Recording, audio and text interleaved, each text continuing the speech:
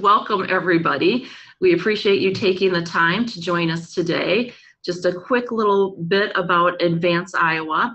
I'm actually talking to you from Cedar Falls, Iowa. That's where our office is located on the campus of the University of Northern Iowa, but we actually cover the entire state. And so today, obviously, you're learning about succession planning. That is one of the services that we certainly have gotten a lot of calls about, and as we think about the landscape of Iowa, our hope is to keep as many businesses Iowa owned and to help, whether it be a family transition or a business owner that doesn't have a family member. There's lots of different equations that we help out with. And we also do strategic planning. We have CEO roundtables that are available throughout the state. So I would invite any of you to check out our website, which is just simply www.advanceiowa.com. There's more information available there, as well as either contacting myself or Dan Bankin for information. And with that, I'll hand it over to Scott. But we did have a couple people jump on, so I just want to get them up to speed before we do that. For anybody new that's just jumped on, if you look at the bottom of the screen, you're going to have a toolbar. One of the options is chat. If you go ahead and double click that, there's some materials that Scott will discuss today that are available through a link. Just click that to get those materials. And if you take a minute just to introduce yourself, there's a spot when you open the chat box to do that.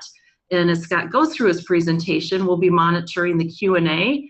And so go ahead and type in any questions that you may have. And as we go through the presentation, we'll try to interject those to Scott. Otherwise, we'll cover those at the end. With that, I'll hand it over to Scott Bailey. Thank you, Jane. I'm really appreciating this opportunity to address each of you who are viewing this from different places throughout Iowa. Today I'm in Minneapolis, and I'm glad that we can connect through this technology. Notice on the first slide here that the title of this is Ownership Succession Planning. So I want you to think about that, chew on that a little bit, ownership succession planning. You know, that's it's a broader topic than just leadership succession planning. And at some point, I'm going to describe to you the difference between two terms that are often used for this service that Advance Iowa offers. One is called exit planning, and maybe that would trigger a slightly different thought to you than succession planning. And I want you to key in on that keyword ownership. So ownership succession planning. By way of a personal introduction, I have been dealing with succession planning and exit planning since 2001 with Pella Corporation. I worked for the manufacturer there in Pella, Iowa, moved around quite a bit with them and traveled North America for the purpose of ownership transitions of Pella distributorship. So that's where I got my feet wet with some 40 ownership changes. Then I spent 5 years consulting and becoming certified as an exit planner. And that leads us up to a presentation like this, which I hope will be helpful to you. Let's go on to our agenda. Here are my learning objectives for each of you who are participating. 3 questions that you can ask an owner, or that as an owner you can ask yourself in regards to exit planning. 3 quick kills for you to get going right away, and 3 longer-term strategies to help you finish this well. So first, the 3 top questions. What exit price, what exit path, and what after exit? First, the exit. Before I get into that, I'd like to give you this visual to consider that there are 3 passageways, 3 doors that an owner of a business needs to be able to enter through. One is to first financially be able to withdraw from their business. Often business owners are running the business themselves. Not only do they get the remaining profit from the company at the end of the year that doesn't go to Uncle Sam, but they also pay themselves a salary, and that helps support their standard of living. When they exit the business, they're exiting as an employee, and maybe at the same time, or maybe not, they're exiting ownership. So they need the financial ability to retire or withdraw to whatever their next venture is in life. That's the first passageway. Secondly, they're not going to want to leave the business, especially if they want it to continue, unless they have a successor, a leader ready to go that can run the company, that can manage and lead the management team. That's the second, the successor readiness. And third is the emotional capacity to withdraw. So there may be an owner, a founder who financially has succeeded. They can go through door number one. They've developed a second in command and they get a strong leadership team. They can go through door number two, but they are just not ready to leave the business because they don't really have something else on their horizon that is interesting enough for them to go do with their lives. And this is what they've been doing with their life, and it's really hard to withdraw. And so being able to go through that third door, that emotional capacity to withdraw, is a part of this. So now on to the three questions. First, what exit price? Here are some good questions to ask yourself about that. What money as an owner do I need in order to leave my business? What is my business worth right now? How long do I have to close the gap between what I need and what the business is currently worth? So let's explore those a little bit better. First, the valuation of a business. Now, there are generally accepted valuation approaches that you may or may not be aware of. The first would be what are the value of the assets, so kind of a book value approach to the business. A second could be some market-based multiple of sales. Hey, a business like this in this industry is sold for X multiple of the top line sales of the business. A third approach is a multiple of EBITDA. It's the income-based approach. Now, EBITDA, if you're not familiar with that term, is basically the cash flow from operations. It's the earnings before you pay interest or taxes or before you depreciate or amortize the intangible assets. So EBITDA. Other things to keep in mind with valuation of a business are that once you come up with this multiple or you come up with a gross price, there are reasons to discount it. And here are some examples of those discount rates. First, if it's quite a small business, it certainly isn't as stable as a larger business. And there's a small company discount rate that would apply. Secondly, if you're buying as a minority owner and you lack the full control of a 51% owner, then there's a lack of control discount rate that might apply. Thirdly, there is a lack of marketability discount. This means that, if it's not a public company traded on a stock exchange, if there's no real quick way of valuing it and other people being able to buy it, it might just be hard to sell. So a marketability discount. And then lastly is an approach on valuing future cash flow, and it's called discounted cash flow using capitalization rates. A CPA or someone certified in business valuations can help you with applying and deciding which discounts would apply. Let's talk a little bit about the price though. Now you get to this gross price, and let's just say it's $5 million. It's not what you're going to retain after you've paid for these other liabilities. So one of the things that I've noticed is that owners get fixated when they want to sell the business on this gross purchase price. And sometimes they rule out as even an option selling to, say, someone inside the company because they think, gosh, they just don't have the net worth to pay this very large purchase price. But if they start thinking about, well, I want to maximize the amount of proceeds from the business that I have after I pay all my obligations, liabilities, tax obligations, etc., then you're going to start thinking differently about, well, gosh, can I even sell this business now? Because I'm not going to be able to retain that $5 million. It's going to go to pay taxes and liabilities that the buyer is not going to want to assume. And it's going to be too small for me to even retire. So it might affect you that way.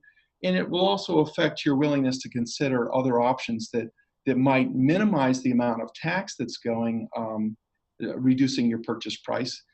Even if it ends up reducing the purchase price itself, but your net proceeds are higher, it's still a win for you. So just think through what are the net proceeds that you're going to get from the sale. All right, I'm ready to move on to the second question. That is, what exit path? Now, there are multiple ways you can leave your business. And let me just pause for a minute to talk through the difference between succession planning and exit planning. So succession planning focuses on developing leadership bench strength to achieve a smooth transition in the management of the company. I think most people in business have heard about succession planning. It's bench strength for leadership and key positions. Now, exit planning is similar but different. Exit planning prepares the owner to step out of management as an employee and also to cash out of ownership. It includes succession planning to ensure the business continuity as well as the efficient transfer of wealth. So I find it to be a broader term because it deals with the ownership component as well as the leadership component. So now back to what are the exit paths that you could consider? The first one is, especially if you want to maximize your sale price, you probably should look to see how you can sell it to an outside buyer, maybe a strategic buyer that would want to combine their business with your business and gain some efficiencies of an added distribution channel or added products or access to your key people, or to eliminate some of the back office duties from both companies and just use their existing back office support staff. So there are strategic outside buyers that you can go to. But there are three other options that they're more internal. One would be a family member, whether or not they're actually in the business or not. Maybe you want to transfer ownership to someone else that's akin to you. Then there's the key employee. They may or may not be a family member. And then there are other options besides that, one of which that's gaining a lot of traction these years is the ESOP plan, the Employee Stock Ownership Plan. And if you're not that familiar with ESOPs, you owe it to yourselves to read up about it and learn about it.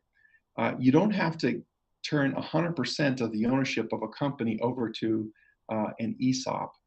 You can do any fraction from 1% up to 100% and still maintain control as the owner of the company and yet have some of the benefits of an ESOP.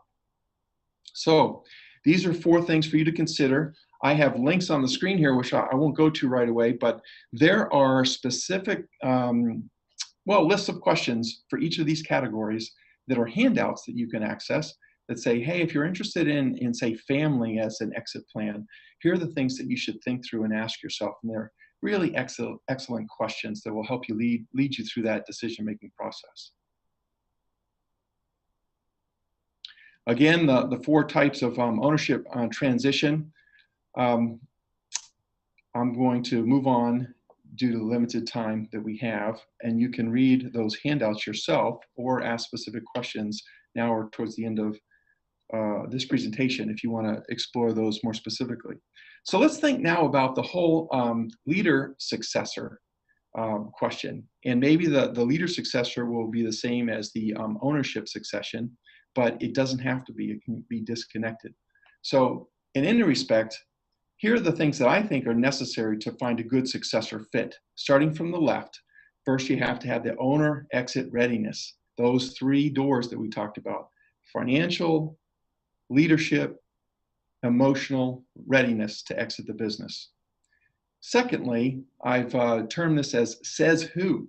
That is, who is going to be influential in making the decision on who should be the next successor. Potentially there are very influential family members that aren't even in the business.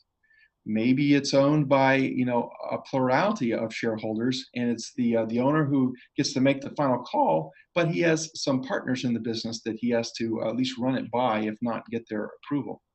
So the says who is important to understand and to make sure that they're a part of the process early on so that they don't say no and stymie a good choice that you might otherwise have proceeded with. The third has to do with the business life cycle. Now, there are various ways of describing business life cycle. You can think of a product life cycle. Are you on the mature end, or are you on the new startup end? But then there's also a way of thinking of the business cycle in terms of generations of ownership. Are we on stage 1 with the original founder of the business who owns 100%? Or are we on stage 2 where you have maybe you've handed off to a child or an uncle or a nephew or something? And then there's stage 3 when you get into kind of 3rd generation owners, or at least 3 generations away. Maybe it's cousins that have inherited this, that are owning and operating a business. Those dynamics all play into picking a good successor fit.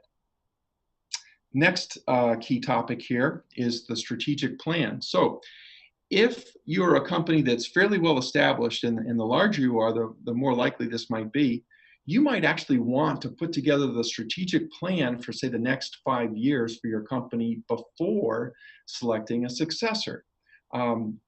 This, if part of what you need for your next 5 years in your strategic plan is someone that can just run the operation efficiently and get it done and crank out the widgets or the service at the highest level of customer satisfaction and profit, that's a different skill set than someone that you're saying, hey, we need to break into new channels. Our old channel of distribution or customer type is fading. We really need a marketing expert, someone that can go develop some new diversity in our offering. So you might want to do your strategic plan before deciding on who you need for a successor. Or you could do the opposite. You could look for a successor first and say, hey, they can figure out the strategic plan. And I think the smaller the business, the more likely that is the case. The next one is the candidate assessments. Now, there are many assessment tools. Certainly, one of the best is just view them at work. Bring them in at a lower position and groom them from the next level up, and bring them through maybe several positions in the company to see how well they perform as a leader and a doer and getting business results, and are they a good culture fit. Now, there are also assessments that you can use, and they can be very expensive, from nearly $10,000 for a multiple day assessment down to just a $100 tool that they can take online in 10 minutes. And you can really learn a little bit about how they're wired, how they make decisions, the speed or pace of their work, how dominant they are, or are they reserved or extroverted, etc. So I find that these tools, in combination with being able to observe them working, are helpful in developing and identifying a good successor. And lastly is the candidate readiness. So in traditional corporate type succession planning, you think through, well, how many months or years away is my bench from taking on that next level position? Well, maybe they need to gain some additional P&L responsibilities to manage the income statement. Or maybe they need to be introduced to the outside financial advisors, the insurance broker, the banker, the CPA, the guy doing your taxes. So there's typically steps that you can take to develop someone, and then you can determine, okay, they're 3 months, 6 months, 12 months, 18 months away from being ready to take this on. So there's the candidate readiness piece to assess with regard to a good successor fit. When you do decide to transfer something to your successor, how you do it is going to be pretty important. Now, there are these components to consider. You'll see this diagram in the upper right quarter of the screen that has on the axis responsibility, on the x-axis, and on the y, authority. So think through how well it will work if you give someone responsibility but not the authority to execute it. Or think through how it might work if you give them the authority but they don't really take any personal responsibility to execute. So if it's low in both, you're going to get someone that's fairly apathetic. What can they do? They don't have the responsibility, they don't have the authority. The best scenario is when you could give them an equally high amount of responsibility as you give them authority, and that's where the sweet spot is for getting their full engagement. So we want to think through that dynamic so that you don't have a key successor, he or she is your plan A, but something goes wrong with the whole dynamics of how they're being managed or how they get to manage the business, and they are no longer your option anymore, either by their choice or your choice. And now you got to go to plan B and C. Third question, what after exit? So in this case, you really need to know yourself and what it is that you want from your business and why, and what is your life mission. What is your purpose outside of the business? So I intentionally asked each of you if you would introduce yourself using the chat box. And the reason that I wanted to do that, even though I knew that I wouldn't be able to read them, not in a timely way for this presentation, but I want you to think of what you wrote yourself. If you're an owner, did you introduce yourself without reference to your business? And that may or may not be an important distinction, because we typically just say, hey, I run this business and here's what my career is. So but if you think more deeply about it, can you introduce yourself apart from your business? Imagine that you've already exited it. You got someone leading it. It's going pretty well. You have a payment plan, either that you cashed out in full or you have some kind of financing going on where you're getting paid over time. What is next in your life? What are you going to do next after your exit? This is a part of being emotionally capable to withdraw from the business. So it would be helpful to envision and write out your preferred ending to your journey. And when I say it's a journey, so even your ownership and leadership of this business is a journey. And what happens after you exit the business is also part of your journey. Just envision it and write it out so that you know what your preferred ending of a certain phase or season of life is. So in review, the 3 questions that you can ask yourself as an owner, or that you can coach if you're some kind of an advisor to a business owner, make sure they understand what exit price do you need, and are you thinking through the net proceeds that you're going to get after taxes, after paying off any debts and other obligations. So what is the price of your exit? Secondly, what is the exit path? Internal, external, etc. And third, what are you going to do with your life that is meaningful and something that you desire to pursue after you've exited the ownership and leadership of this business? We're going on to the middle part of this presentation. It has to do with 3 things you can do quickly to help prepare yourself for an exit. Let's go through these 3. First quick kill is to identify the financial gap. Now, your financial planner, hopefully this person has their CFP and they have already been working with you on investments. If not, you need to find someone that's a good financial planner that can help you calculate this. So what they'll do is they'll ask you, okay, what is your wealth so far? A personal statement of net worth, all your holdings, real estate otherwise, minus all your liabilities, mortgages, etc. Then they'll ask, what standard of living do you want once you've retired? And at what year would you like to begin that retirement? And then using time value of money, they can assume an inflation factor. In this case, I've illustrated a 2% inflation factor. Assuming that you would like to say have $100,000 at today's dollars for retirement each year.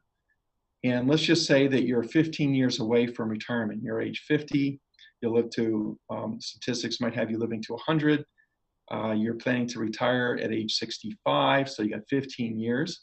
You're expecting that you'll get a real growth rate, net of inflation, of 4%. So in that scenario, you actually need $2.5 million at the point of age 65 for retirement. Your financial planner can help calculate that for you, and you can tweak those assumptions. Now, the next thing you have to ask is, okay, what assets do I already have? And let's say that you currently have $500,000 set aside for retirement that are investable. Great, that's going to grow over 15 years, and we're going to project that out to be worth $900,000. So, doing the math, I have $1,600,000 left that I need to get to that $2.5 million. So the next logical question is, okay, usually a business owner's business is the biggest portion of their personal net worth. So what's my business worth? Let's say in this example that it's worth $1 million today. Well, you needed $1.6 million in today's dollars to be able to hit your number, and you are short by $600,000. So that is the financial gap, $600,000. That's important to know where you stand so that you can then decide what to do to close that gap. That's quick kill number 1, and that you can get done in a week. It doesn't take that long as you get on the schedule with a financial planner and you can answer those basic questions that I teed up to you. That can be done even in one sitting, visiting with your financial planner. The second quick kill, and this actually does take time to practice, but you could get started implementing it right away, is to set goals that are SMART. This is an acronym that has been used I'm sure decades. I just don't know how long, but it's quite old. I learned it early on in my corporate career. And you can just Google SMART goals and you'll find all kinds of images and descriptions. And anyway, here's one definition of the SMART goals. First, S is for specific. Your goal needs to be written out first, and it needs to be something that is specifically worded. Avoid generalities and use a verb in your sentence. M of the SMART is for measurable. So it needs to be quantifiable. Quantity, a time, a cost, some kind of a quality measure. Third, it needs to be achievable. So something that is reasonably achievable. Fourth would be the R in SMART, relevant. So relevant to your business unit or whatever goal that you're talking about. And lastly, T is for time bound. So what amount of time are you going to allow to elapse, or what milestone date do you want to put on this goal so that you know, did I meet that date or not? So begin writing your exit planning goals using this SMART acronym: specific, measurable, achievable, relevant, and time bound. Okay, third quick kill. If you were absent from the office for a day as the owner and leader of the business, and let's say the day turned into a week or a month, does anyone know how to do the things that you would need done within that week or that month? For instance, would they have access to key passwords if they needed to log on to do bank transactions, or send in a tax payment online to a state for sales tax? Or do they have their certain keys? If you have a security access system to the building, are you the one that assigns, when the times of the day that someone can enter using their pass card to swipe on the front or side or rear door? So I guess the first quick kill you could do here is to just put a simple cheat sheet together that says, in my absence for up to 30 days, here's where you find the keys, the passwords, here's who I want to make this level of decision, and so on, so the people know what to do in an unplanned brief absence. And there are lots of reasons. The image that I picked here, there could be a disability, a divorce, debt, and in the worst case, death. These are the 4 dreaded Ds that could cause you to have your business go into a plan C mode.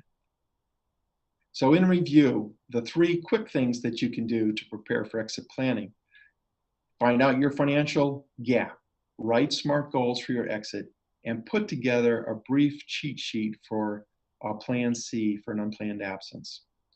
Now we're going to the last third of the presentation, and there are 3 more things that are long-term strategies that I would like to discuss with you. First, the buyer's perspective, then continuity planning, I touched on that briefly, and how to finish big. There's a book that was recommended to me by one of my clients. It was written by Bo Burlington, and I was happy to read it. I loved it. And then later that year, I was able to, in a seminar on exit planning in Denver, I was able to meet Bo. He was one of the presenters. And it was a great experience to both read the book and talk to him in person. To quote him, he said, about your business, build it to last forever, build it to sell tomorrow. Just chew on that for a minute. So build it for the long term, but make sure that you're paying attention to what it would take to sell it tomorrow. We're going to dig into that a little deeper. John Brown, the author of he's an exit planning attorney who developed a very large practice for many decades in Denver, who then 15 or so years ago started an exit planning association that's grown to well over 300 members. And they're CPAs, they are financial planners, they're estate planning attorneys, and which he started out at. Anyway, he said, change your role from hands-on and heads down to hands-off and heads up. So if you've heard people talk about the importance of working on your business instead of in your business, that's the thought here. You need to be able to pull back in order to work on your business so it is ready to sell tomorrow, even though you got heads down and you're working for the long haul to build it to last. In his book, there's a chapter on the sellability score factors. Now, this is a third-party software. There are many of these, and he just highlighted one, not in a way of promoting it above the others, but just to talk about several of these dimensions. So think like you're a buyer. And one of the things that I like to do is, when you bought your last house, do you recall all the things that you saw at first that were wrong with it that you wanted to fix, if indeed it was an older home versus new construction? Well, it seems that we have a different set of eyes and different perspective when you're the buyer. You see everything that you want it to be that it's not yet. But once you've lived with it for a while, like the house, you no longer see the things that need to be fixed. They're fine. It's not worth your effort to deal with them. And you live with them, and you think everybody else will think the same way as you do. Well, that's what happens with owners in a business. They don't even see anymore the things that a buyer would see, but we want to put on that buyer perspective. And so one of the first things a buyer is going to look at in your business is, what has the financial performance been historically?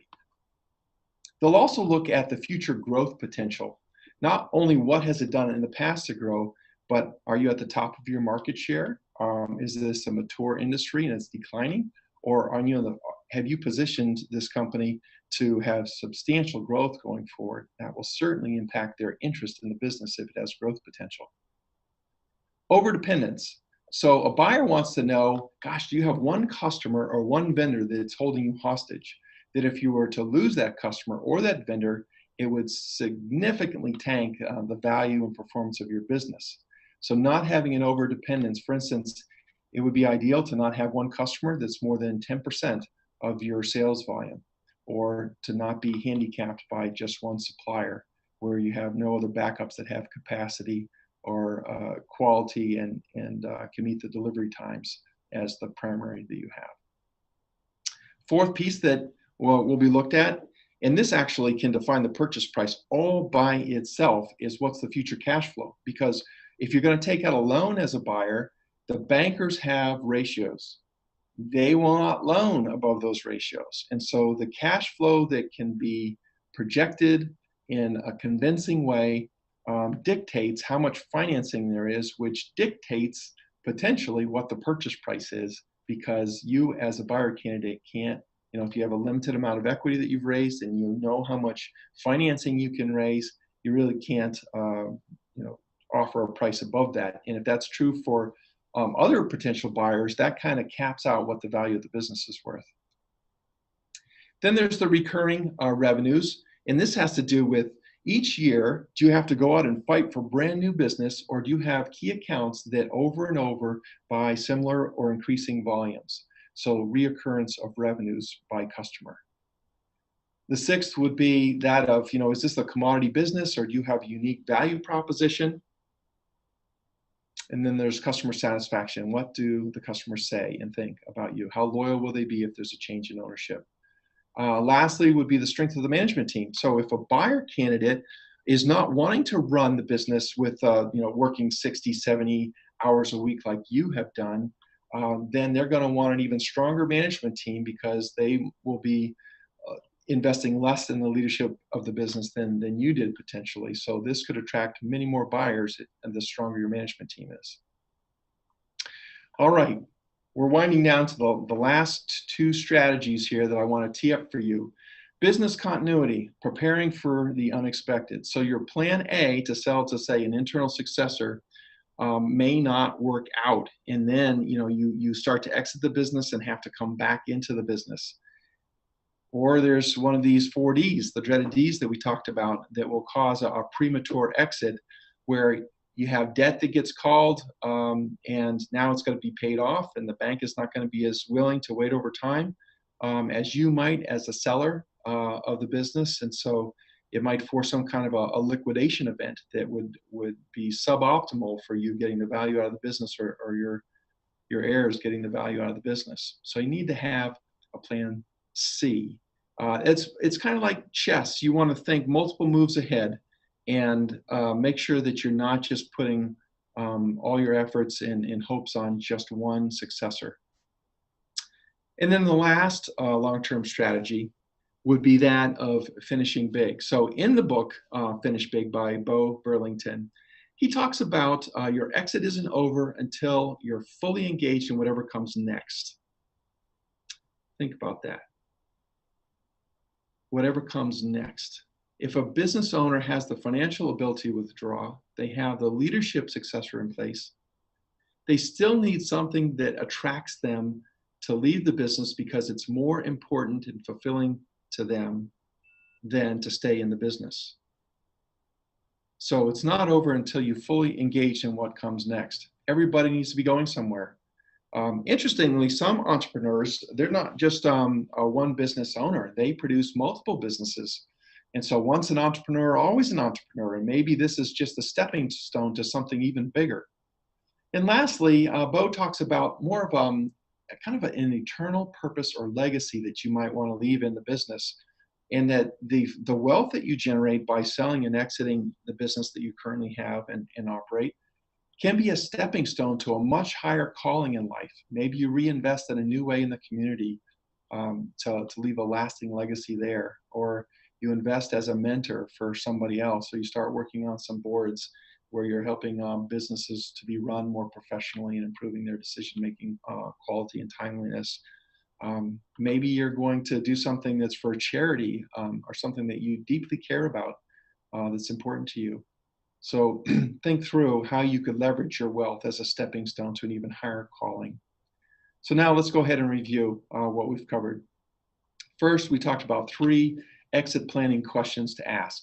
What exit price, net proceeds, what exit path, internal or external, and what to do with your life so that it's meaningful after exit. We talked about 3 quick kills. Identify your financial gap, learn how to write smart goals for your exit, and work on that plan C option.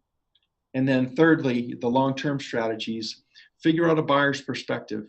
One of the ways that you can do that also is to get the due diligence checklist that a buyer or a buyer's consultant would lead them through, and start filling out the due diligence checklist now, making copies of previous year's financials, copies of all leases and contracts. There's lots of stuff on a due diligence list that you can get in place that will instill more of an immediate confidence in a buyer that you're on top of all your stuff, if you can just turn over that checklist fast. Business continuity. There are people out there like Advance Iowa that can help you with the planning for long-term business continuity. And this concept of finishing big, I benefited from the materials of Stephen Covey. I got to meet him in person, see some of his seminars, read many of his books. And one exercise he recommends that I've personally done decades ago and keep going back to is that of a life mission or a personal mission or even a family mission statement. And I've done each of those. So the exercise goes something like this. He says, imagine that you're at your 80th birthday and you have people from all of your walks of life come. You have customers, you have vendors, you have neighbors, you have people from your church or civic organizations, you have your employees or key managers, a business partner, you name it. You bring in those extended family members, children, grandchildren, and they each get to walk up to the microphone and say something about you, about the legacy that you have established over these 80 years. What do you hope that they would say about you? Well, that can contribute to you really starting to have the end in mind and to think about how you want to finish big, to leverage your wealth and your experience to the benefit of a lasting legacy. I think now we're ready to entertain some questions. Jane will need you to unmute and start to look at some of those that might be coming in. While you're doing so, I'm going to quickly flash through the appendices that are there I think that this presentation will be available to the participants, and I'll just give you a sense of some of the things that are there. I have my resource listing here of some books and services that could be of help to you. John Brown's book, The Exit Planning Definitive Guide, the downloads of checklists to talk through your 4 options or so of exit path. He wrote, and they are excellent. They're in the back of this book. And then there's some other books on strategic planning for family businesses and how to prepare a successor Well, you can see these are the assessment tools that I have used that I could speak to. And that's the end of that presentation.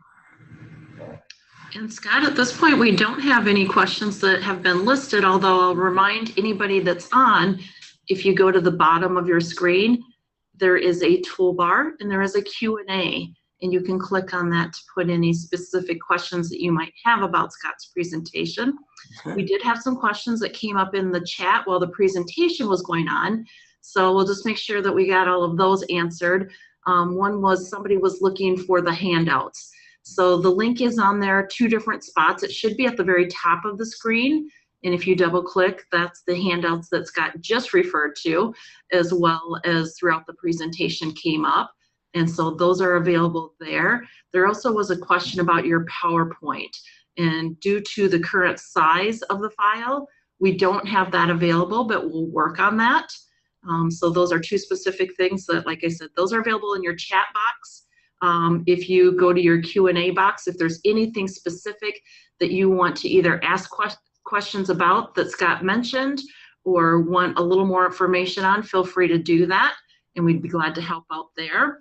I also want to mention, and while we have you here, Scott, you have another presentation that comes up on August 24th, which is different than this one, and it's Built to Sell. It's creating a business that can thrive without you. You want to give just a few pieces about what that will entail? Well, one of the main things that will entail is having an economic model, a business model that actually is something you can scale, because a buyer is usually looking for some growth potential to do a little bit more with it and get a better return on their investment than what you've already done with the business. And so I'll really be leveraging kind of the financial perspective. But this will also take a look at other detractors from a growing scalable business, and that has to do with your strength of your management team, your market strategy, and how well you're financing the business. So we're going to take a look at the business model.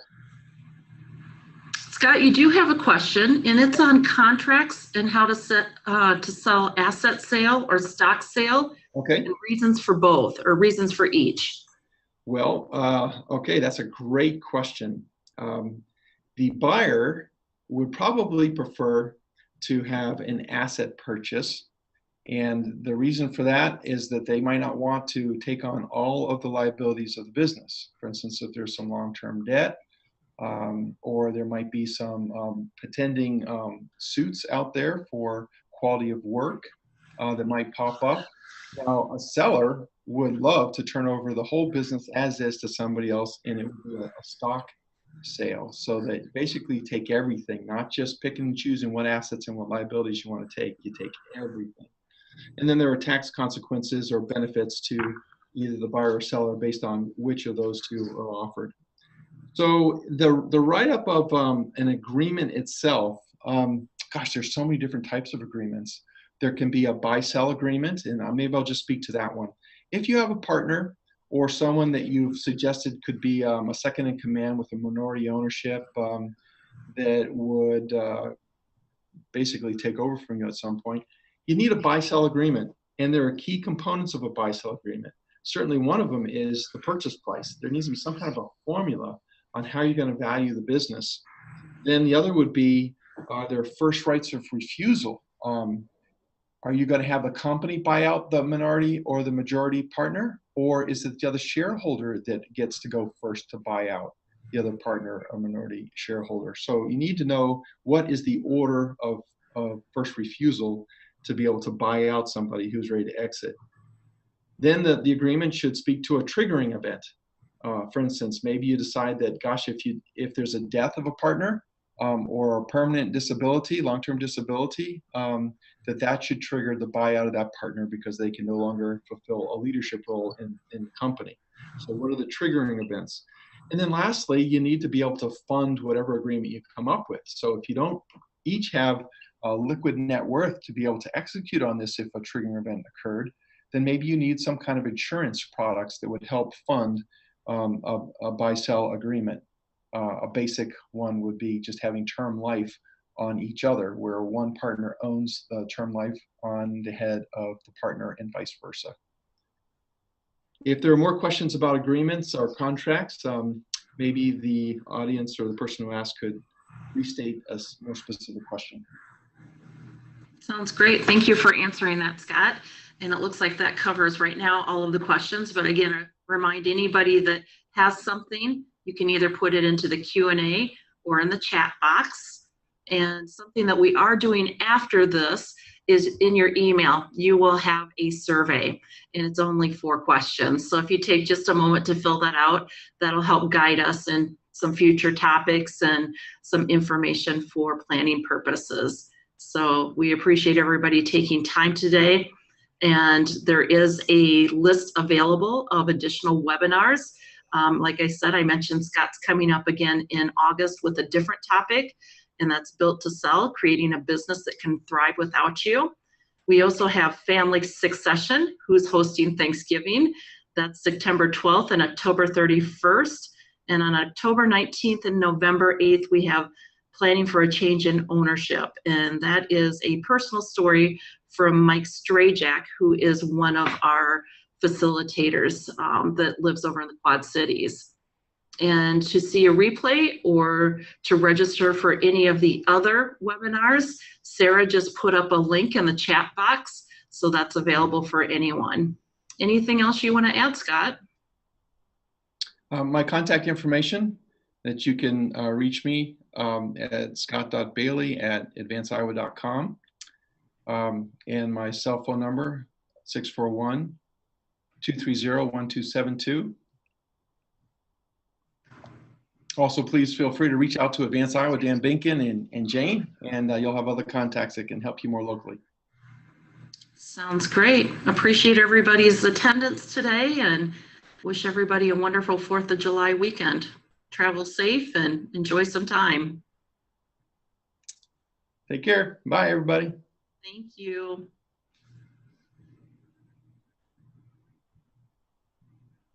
Jane, you want to give me a call back? I sure will. Thanks, Okay. Scott. Thank you.